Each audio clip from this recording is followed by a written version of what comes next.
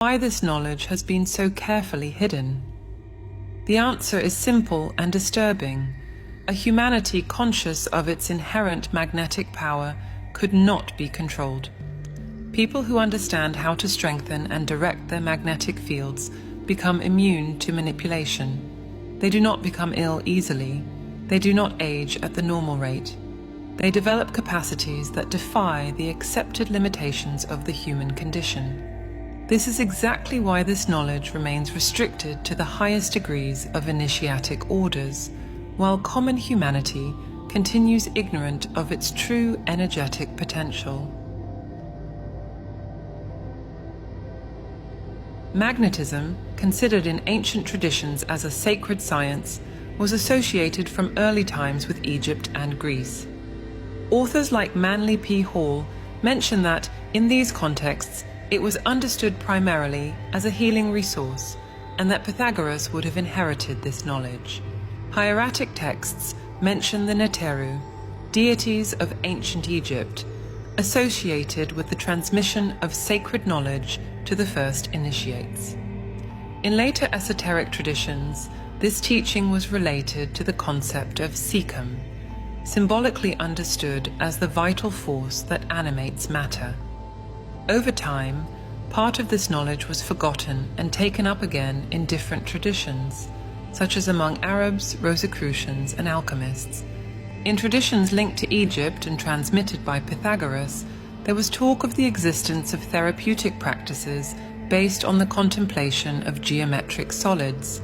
Cubes, octahedrons, and other perfect forms were placed on pedestals for the sick to observe them, believing that their symmetry transmitted order and harmony to the human magnetic field. For Hall, each form in nature, natural or artificial, possesses an energy field, and by fixing the mind on perfect proportions, the individual would benefit from this balance. Hall describes that each human being is surrounded by a magnetic field or etheric atmosphere, an egg of energy that protects and sustains health.